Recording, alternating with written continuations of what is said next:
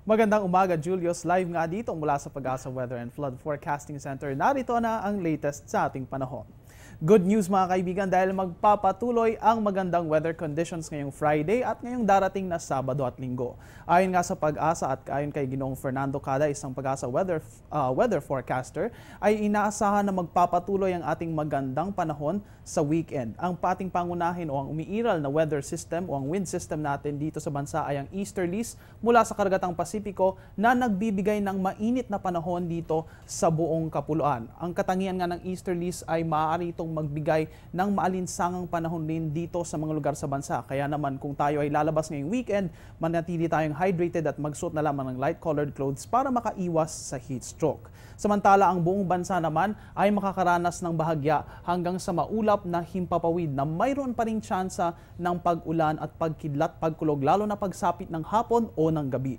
Iyan ang 5 AM weather forecast mula sa Pag-asa. Mga kaibigan, kahapon nga ay sinabi ng Pag-asa na mayroong posibilidad na ang Pilipinas ay makaranas ng epekto ng El Nino sa buwan ng Hunyo. Ang El Nino ay ang higher than normal na pag-init ng sea surface temperature na nagaganap sa karagatang Pasipiko at maaaring ang maranasan natin iyan dito sa Pilipinas. Ayon sa Pag-asa, mataas ang tsansa na tayo ay makaranas ng El Nino dito sa bansa sa darating na Hunyo at maaaring magtagal ito ng ilang buwan. Patuloy na babantayan yan ng Weather Center at asahan ninyong magbibigay kami ng update tungkol dyan sa mga susunod na araw.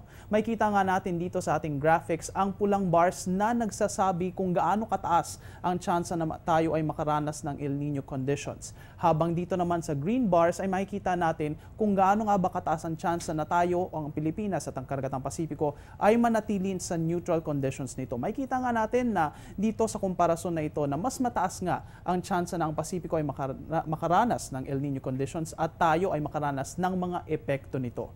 Patuloy kami bibigyan ng update tungkol dyan sa mga susunod na araw. Mga kaibigan, bagamat tag-init, kapansin-pansin natin na nakakaranas tayo ng daglian na pag-ulan lalo na sa hapon o sa gabi. Ang mga pag-ulan na ito ay dulot ng mas mataas na rate ng evaporation na sanhi ng mainit na temperatura sa bansa. Dahil mas maraming moisture ang umaakyat, mas maraming nabubong ulap na kapag naipon ay nagdudulot ng ulan. Wala namang dapat ipag-alala dahil ang mga pag-ulan na ito ay hindi magtatagal ng higit sa 3 oras at kung magaganap man ay hindi naman magiging ganoon kalakas. At yan ang latest mula dito sa Pag-asa Weather and Flood Forecasting Center. Kami ay magbabalik matapos ang isang paalala.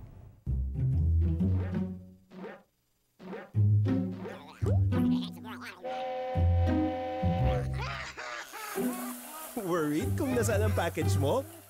Sa Air 21, worry-free!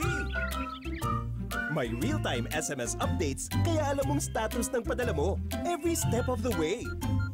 Why worry? Pwede namang worry-free. Sa Air 21, sagot ko, padala mo! At yan ang latest mula dito sa Pag-asa DOST. Please check our official media accounts on our website para sa latest weather information. Mula dito sa Panahon TV kung saan walang pinipiling panahon ang pagbibigay impormasyon. Ako ang inyong weather guide, Earl Figuracion. Magandang umaga sa inyong lahat. Balik sa iyo, Julius.